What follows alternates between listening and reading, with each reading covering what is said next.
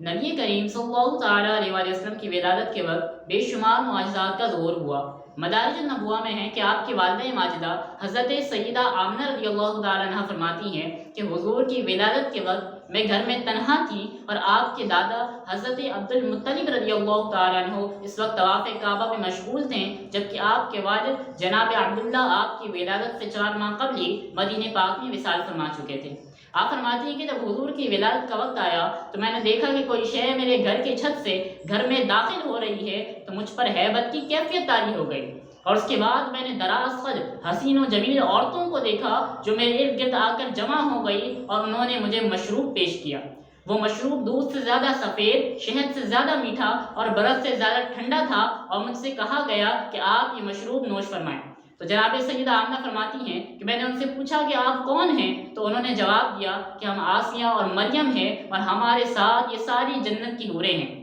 جو سیدہ آمنہ فرماتی ہیں کہ میں نے جیسے ہی وہ مشروب نوش فرمایا اس کے بعد میری نگاہوں سے حجابات اٹھا دیے گئے، پھر میں نے مشرق کو بھی دیکھا، پھر میں نے مغرب کو بھی دیکھا، میں نے روم کے محلات بھی دیکھے، میں نے یہ بھی دیکھا کہ 3 جھنڈے نصب کیے گئے، ایک مشرق میں نصب کیا گیا، ایک مغرب میں نصب کیا گیا اور ایک کعبے کی چھت پر نصب کیا گیا۔ لہذا آپ جو یہ پوچھتے ہیں کہ جھنڈا لگانا کہاں سے ثابت ہے تو وہ یہ روایت دیکھ لیں۔ اسی طرح پھر جب نبی کریم صلی اللہ تعالیٰ علیہ وآلہ وسلم کی ولادت ہوئی تو آپ فرماتی ہیں کہ آپ سجدے کی حالت میں پیدا ہوئے، اور اس کے بعد آپ نے اپنی ایک انگلی آسمان کی جانب اٹھائی تو بالت کا ایک ٹکڑا نمودار ہوا، اور اس کے بعد نبی کریم صلی اللہ تعالیٰ علیہ وآلہ وسلم ہماری آنکھوں سے اوجھل ہو گئے، اور غیب سے یہ آواز سنائی دی گئی کہ محمد مصطفیٰ صلی اللہ علیہ وآلہ وسلم کو مشرق و مغرب کی سیر کرائی جائے تاکہ تمام لوگ آپ کے اوصاف، آپ کی صورت اور آپ کے اسم پاک سے آگاہ ہو جائیں۔ اس کے بعد ہم نے نبی کریم صلی اللہ تعالیٰ علیہ وآلہ وسلم کو سفید لباس میں ملبوس دیکھا، اور کچھ دیر بعد پھر یہی معاملہ ہوا کہ بادل کا ایک ٹکڑا نمودار ہوا اور نبی کریم صلی اللہ علیہ وآلہ وسلم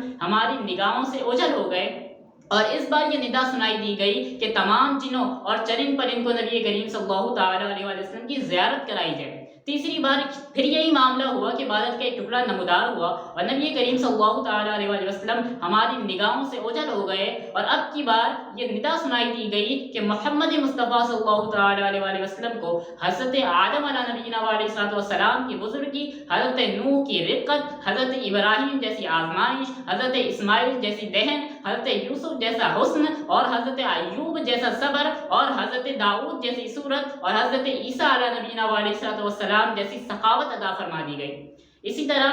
آپ کی پھوپھی یعنی کہ حضرت صفیہ بنت عبد المطلب رضی اللہ تعالیٰ عنہ فرماتی ہیں کہ حضور کی ولادت کے وقت میں سیدہ آمنہ کی معاون تھی، اور میں نے یہ دیکھا کہ جب حضور کی ولادت ہوئی تو حضور کا نور چراغ کی روشنی کو بھی مات دیتا تھا، اور پھر میں نے اس رات 10 علامات دیکھے۔ شواہد النبوہ میں اس کو لکھا گیا، اور اس کا خلاصہ یہ ہے کہ نبی کریم صلی اللہ تعالیٰ علیہ وسلم سب سے پہلے سجدہ ریز ہوئے، اور اس کے بعد جب سجدے سے سر اٹھایا تو انتہائی فصیح و بلیغ الفاظ میں فرمایا کہ لا الہ الا اللہ انی رسول اللہ، بے شک اللہ کے سوا کوئی معبود نہیں اور میں اللہ کا رسول ہوں۔ اس کے بعد حضرت صفیہ فرماتی ہیں کہ ہم نے یہ ارادہ کیا کہ حضور علیہ السلام کو غسل دیا جائے تو غیرت سے یہ آواز سنائی دی گئی کہ صفیہ آپ خود کو زحمت نہ دیں، بے شک ہم نے اپنے حبیب علیہ السلام کو طیب و طاہر پیدا کیا۔